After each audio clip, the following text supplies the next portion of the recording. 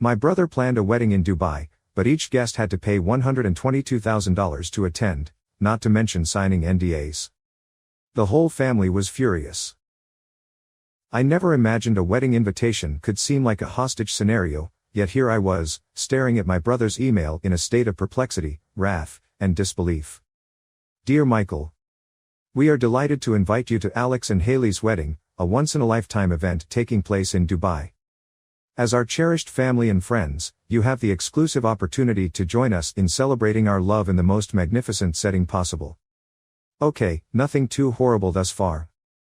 My oldest brother, Alex, had always been a bit outgoing. The guy never settled for anything less than the best, so I wasn't surprised that he was getting married in Dubai. But then I continued reading. To ensure an unforgettable experience, we have created an all-inclusive wedding package for our guests. For only $122,000 per person, you will receive a 2-night stay at the Burj Al Arab Hotel, access to our private wedding yacht party, a 5-star dining experience at the wedding reception, exclusive entertainment, and surprises throughout the event. Please keep in mind that visitors are responsible for booking their own tickets to Dubai, and due to the event's high profile, all attendees must sign an NDA, non-disclosure agreement, prior to arrival. We cannot wait to celebrate with you. Please RSVP by the end of this month. With love. Alex and Haley. I read the email at least 3 times, hoping that I had misunderstood. Perhaps this was a joke, a weird hoax. But, no, Alex was completely serious. I took up the phone and dialed my younger sister, Emma. Did you get that insane wedding invitation? I inquired the moment she responded. Oh my God, yes. She virtually shouted. What the actual hell, Mike? $122,000 per person and an NDA? Who the hell do they think they are, Beyoncé and Jay-Z? That was my exact thought. And we have to pay for our own flights. That's another $2,000 at least, I blurted out. Emma sent out a furious grunt. This is completely insane. I don't even have that kind of money, and even if I did, I wouldn't spend it on a wedding. Right? I mean, what the hell kind of wedding requires an NDA? Are they planning to sacrifice a goat or something? Emma burst into laughter. I wouldn't put it past them. Haley has always been a control freak, but this is another level. Are Mom and Dad actually going? Mom's trying to convince Dad. She says it's a once-in-a-lifetime opportunity, but Dad is pissed.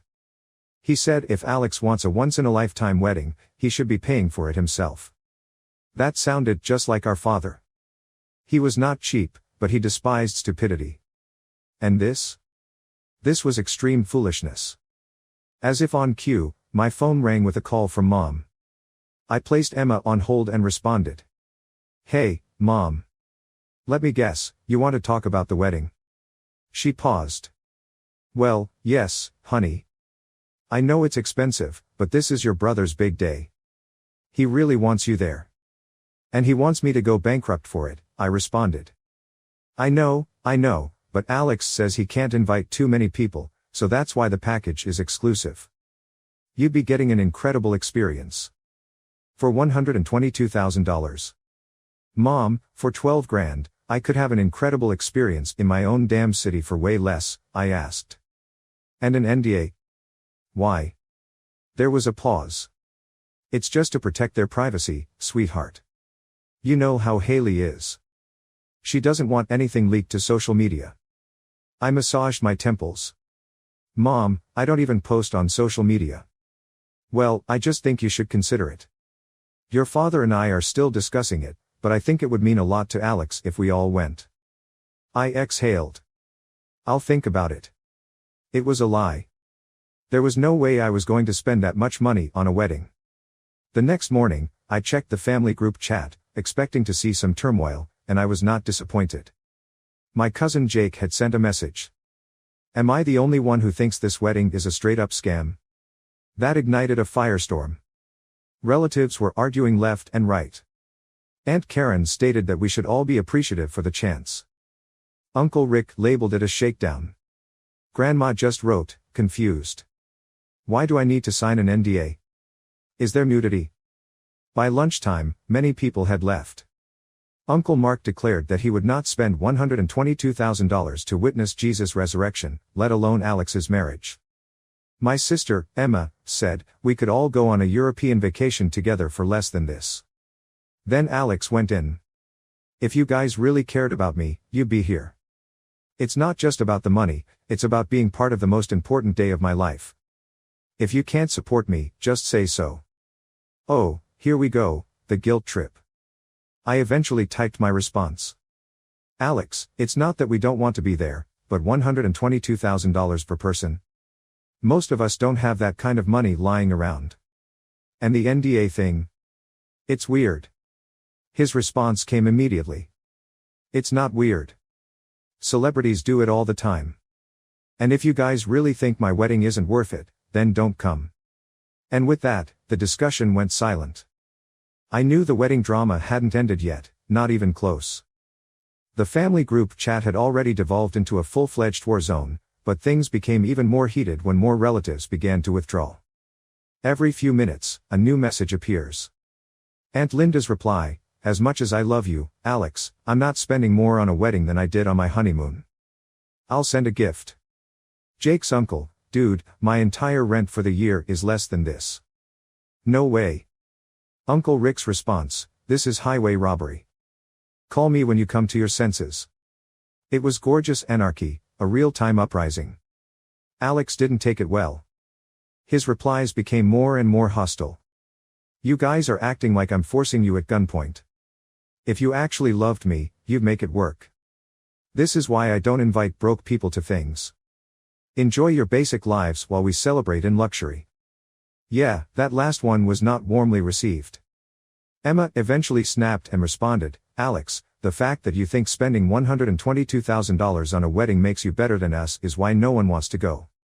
And with that, the gloves were off. Alex began calling people. First, he called my parents and yelled at them for not supporting him. Dad hung up on him after 3 minutes. Then he phoned me. He went off as soon as I answered. Are you actually this cheap, Mike? This is my wedding, my one wedding, and you can't even be bothered to show up. I took a deep breath. Alex, it's not about being cheap.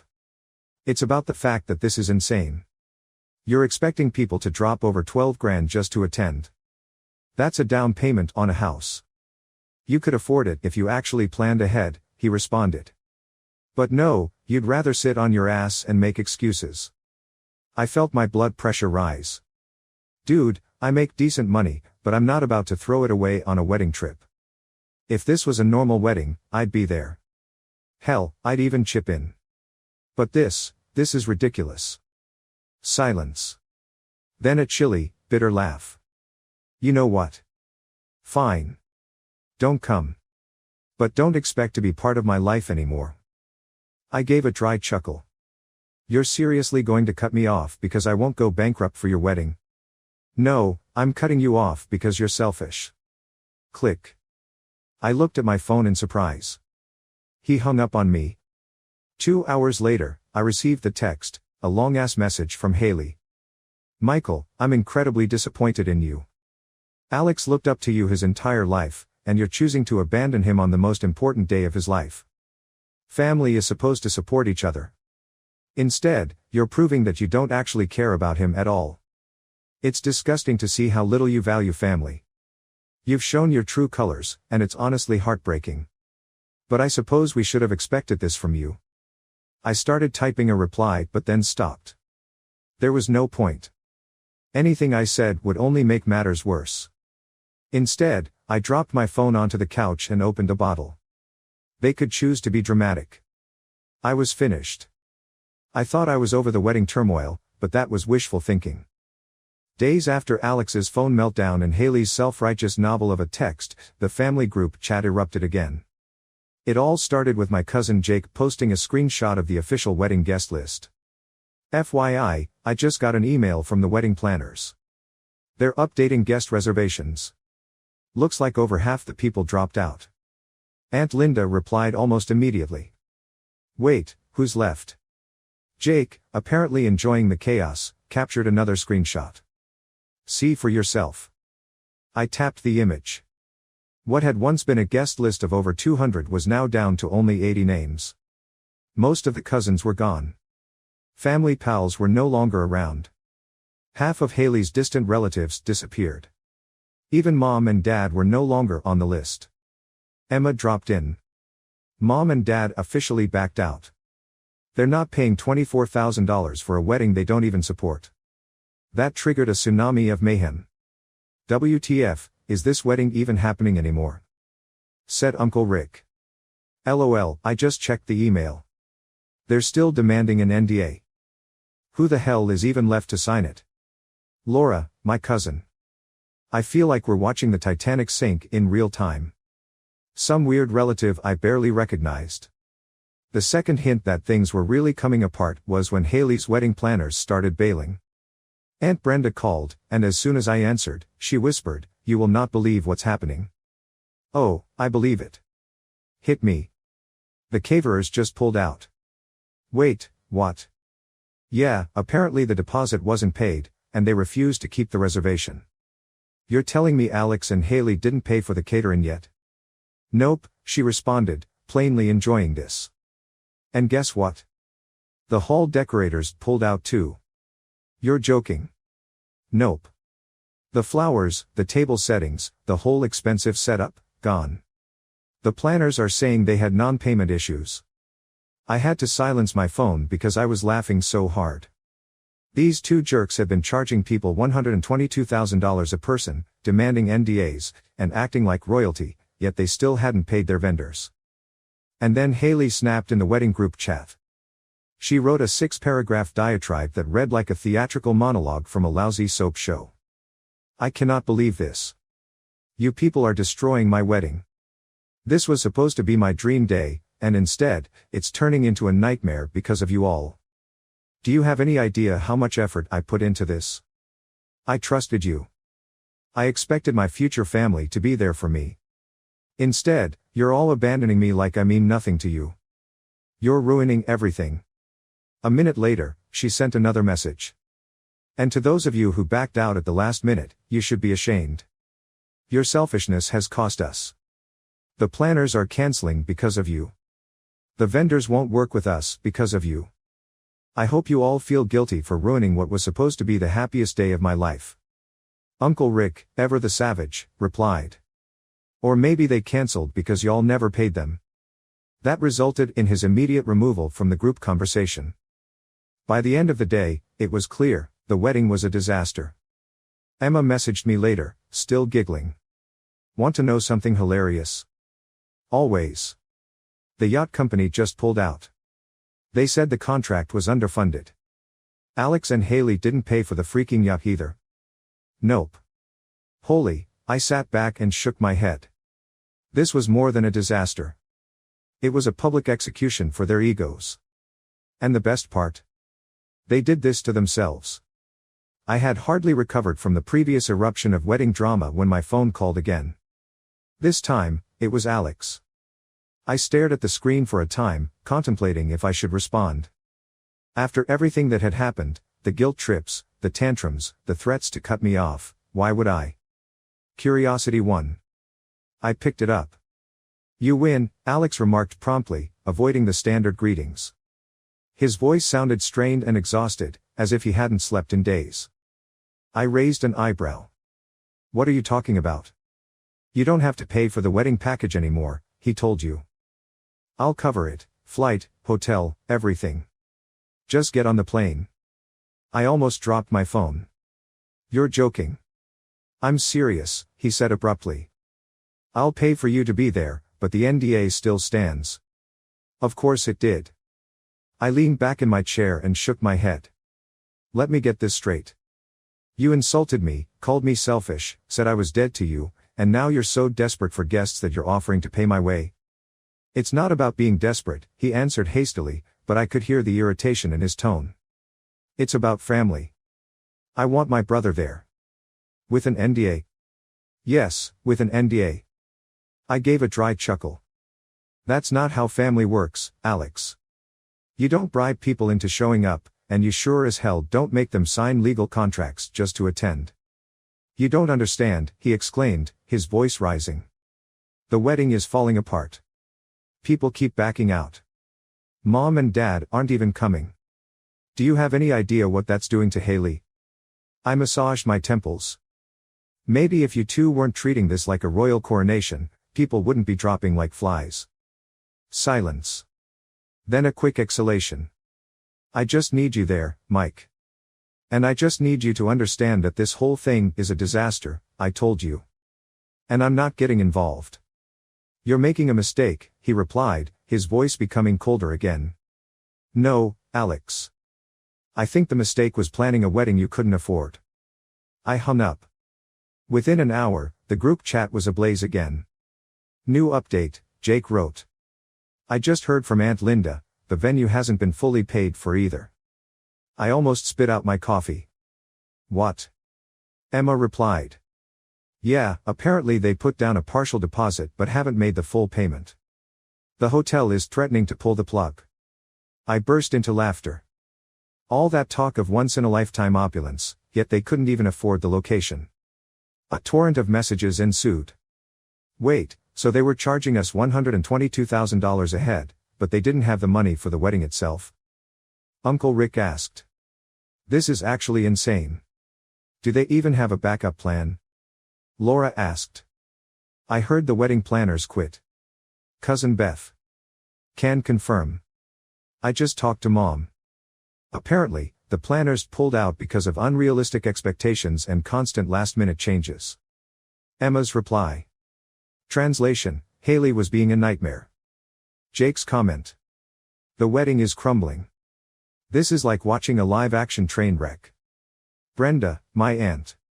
The situation worsened by the hour. More guests dropped out. The floral company withdrew. The caterers absolutely avoided them.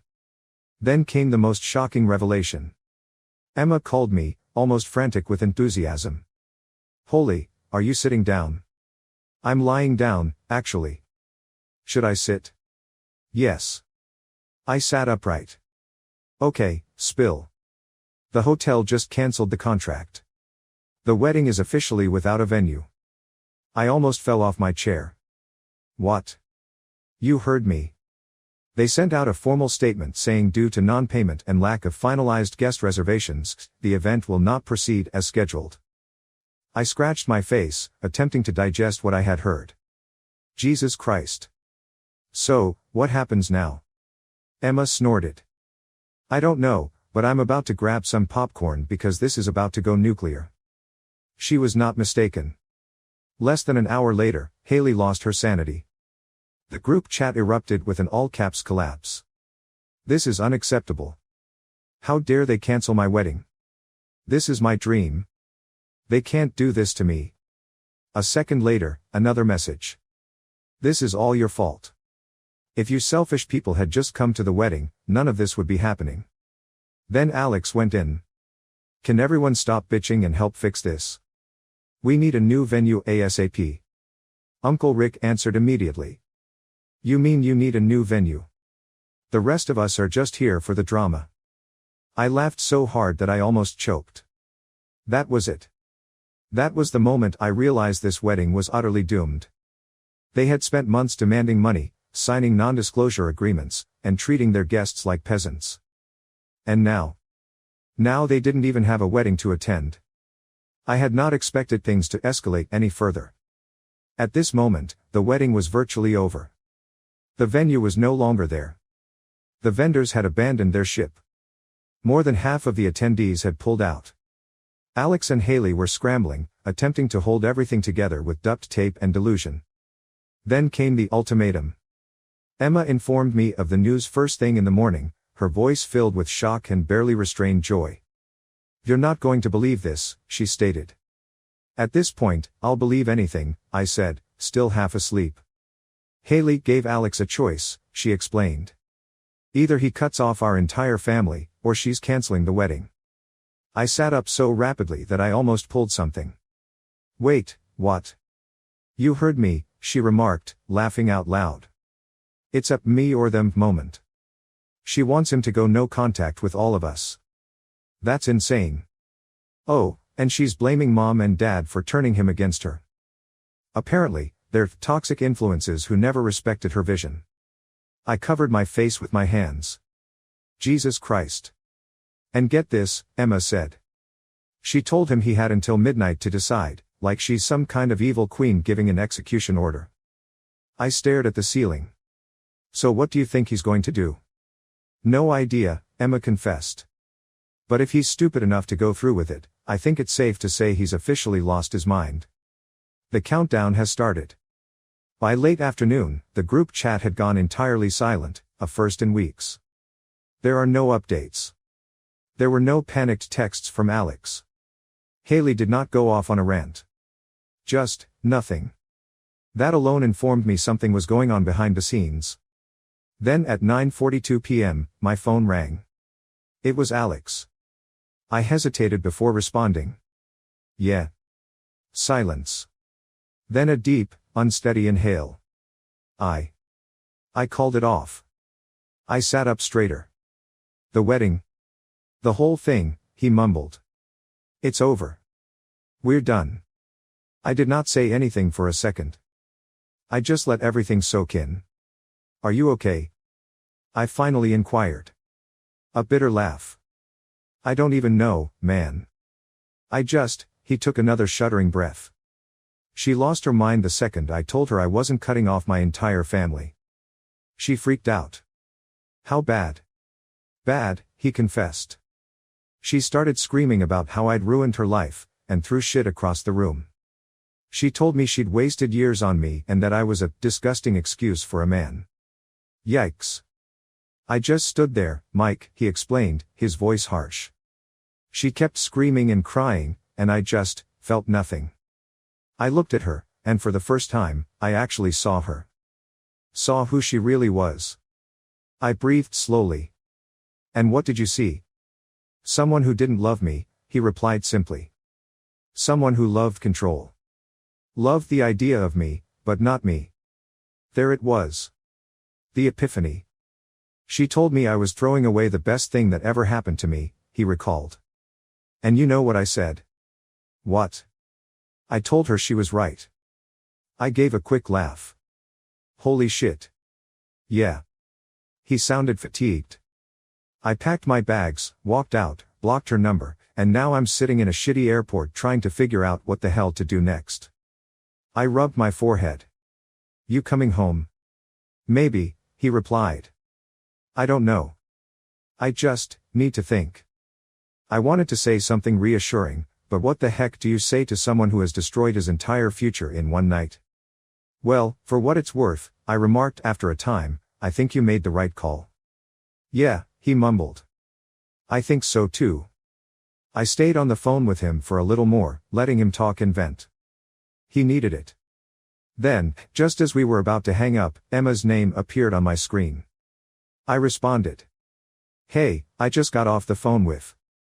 Oh my God, have you seen Twitter? She asked. I blinked. What? Haley's posting about him. I opened Twitter and there it was. A lengthy, dramatic message began with the phrase, I just want to share my truth. I groaned. Oh, here we go. The thread was loose. Haley claimed Alex was influenced by his toxic family, and that he was persuaded to leave a loving, supportive relationship. She even added, I was emotionally abused for years and never realized it. Jesus Christ, I mumbled while scrolling. It became worse. She began sharing screenshots of their private messages, selectively modified, of course, to make it appear as if he had been gaslighting her all along. Then came GoFundMe. Emma almost yelled into the phone. She's literally asking people to donate to her healing journey. I clicked the link. Sure enough, she had a GoFundMe page titled, Help Me Recover from Emotional Trauma, and was asking for $50,000. I burst into laughter. I have to give her credit, the grift is strong. Oh, it gets better, Emma remarked. Look at the comments. I scrolled down. Most people were tearing her apart. Girl, weren't you literally demanding people pay $122,000 just to attend your wedding? Wasn't your fiancé's family toxic 5 minutes ago? Now you want their money? This is a literal scam. Maybe sell that engagement ring, bestie. I exhaled. She's never going to let this go, is she? Absolutely not, Emma replied. But honestly, I think this is the funniest thing that's ever happened to our family. For the first time in weeks, I relaxed. Yeah, it kind of is. The wedding had died. The engagement was over. And Haley was publicly self-destructing in real time.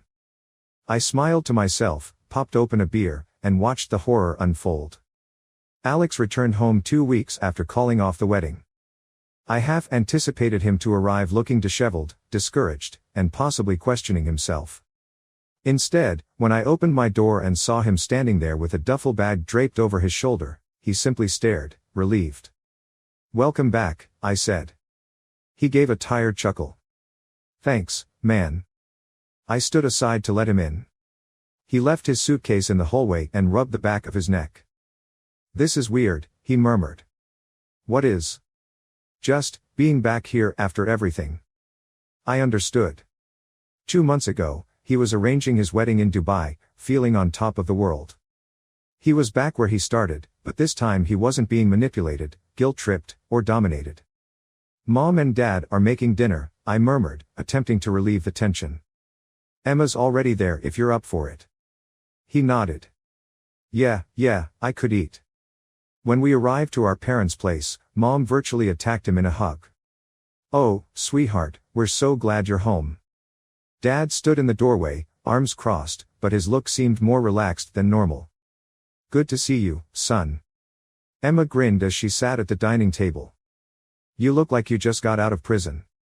Alex smirked. "It kind of feels like I did." Dinner felt like old times. There's no drama. No guilt trips. Just family. However, Alex was not the same. He was calmer and more contemplative. Every now and then, I'd notice him staring at nothing, as if he was repeating everything that had occurred. Emma leaned in after finishing her cake. "So," she muttered, "any updates on the crazy ex-fiancée?" Alex moaned. "Please don't call her that." "Why not?"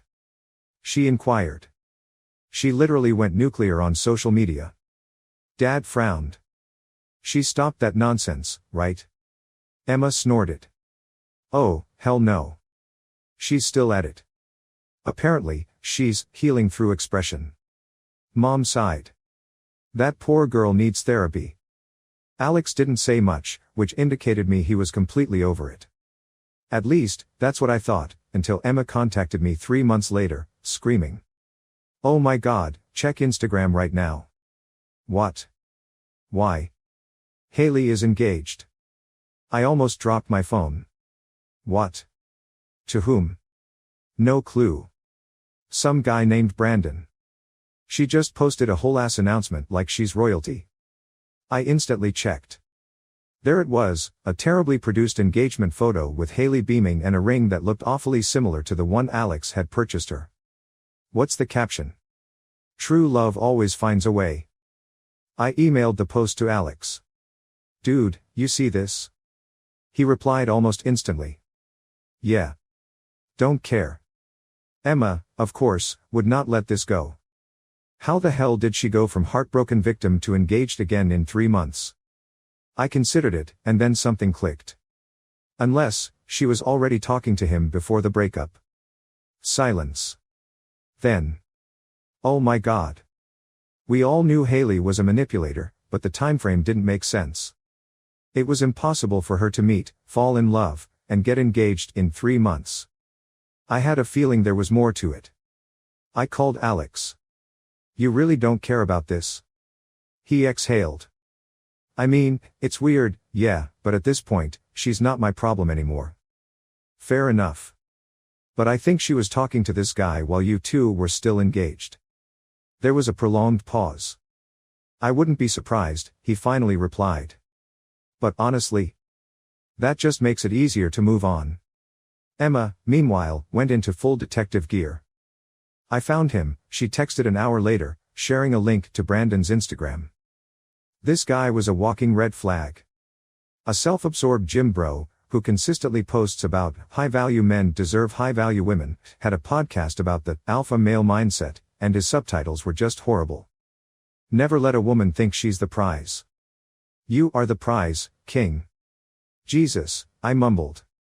She upgraded from a controlling bride to a full-blown narcissist. And, sure enough, 9 months later, everything blew out. Emma called me one evening and cackled. Check Twitter. Check Twitter. Check Twitter right now. I opened it and promptly lost it. Haley had gone on another rant, but this time it wasn't about Alex. It was about Brandon. I've been emotionally controlled for the last 9 months.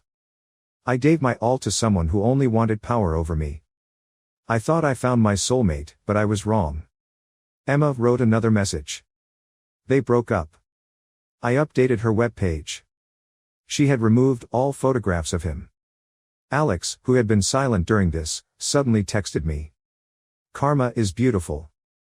Alex felt happy for the first time in years. It didn't happen immediately, but after everything fell apart, he finally began putting himself first.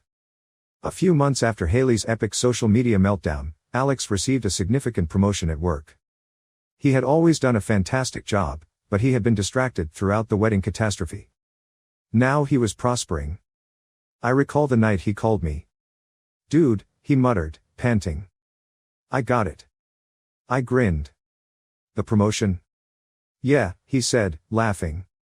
Director of Operations. Higher pay, better benefits, and I don't have to deal with my jackass boss anymore. Man, that's huge, I said. We're celebrating. Drink on you. He snorted. Fine. But only if you let me pick the bar. Alex was suddenly moving ahead. He concentrated on himself, resumed his exercise routine, and reunited with old pals. A few months later, he met Lena. I saw she was different the first time I saw them together. They met at one of his company's networking events. She was a marketing consultant, effortlessly charming and as clever as heck. Unlike Haley, who was always demanding attention, Lena exuded a serene confidence that drew others to her. One night, Alex asked a few of us out to drink. Emma and I arrived first, and I could tell he was enamored from the moment we walked in. Lena shook my hand firmly. So, you're the infamous Michael. I smirked. Infamous? She chuckled. Alex told me you're the one who made him realize how ridiculous his ex was. That's me, I said. The family's unofficial wedding disaster analyst. She chuckled, and I realized how comfortable Alex was around her. No strain. No forced smiles. Simply true enjoyment. Later that night, as Lena was talking to Emma, I nudged Alex. She's great, man, I said. He smiled. Yeah. She really is. Meanwhile, Haley's situation was rapidly deteriorating. Her social media popularity was declining. After her extremely public separation with Brandon, people stopped perceiving her as a luxury lifestyle influencer and saw her for who she truly was, a manipulative train wreck. Brands that used to send her free products have ceased dealing with her. Some even publicly distanced themselves, claiming they did not agree with certain behaviors. Worse, her parents were deeply in debt from their wedding. Remember how they attempted to arrange the luxurious Dubai wedding before finalizing payments? It turns out that a significant portion of that debt was incurred on her family's credit cards.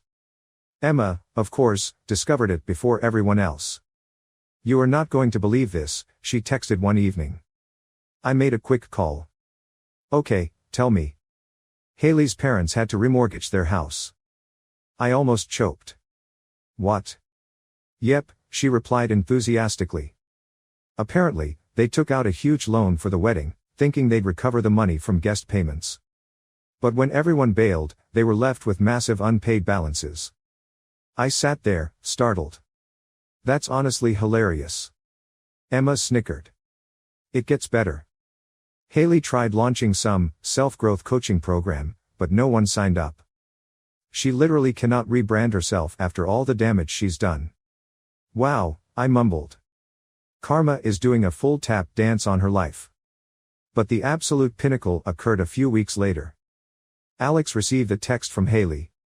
Hey, I know it's been a while, but I've been doing a lot of thinking. I miss you. I think we should talk. I blinked at the screen. Is she serious? Alex rolled his eyes. I'm not responding. Good, I said. She's probably trying to get something out of you. Oh, I know she is, he replied. But I've moved on. And I'm never going back. And then Alex had one. Thanks for watching and being part of the drama. Don't forget to subscribe and hit the bell so you never miss a wild news story.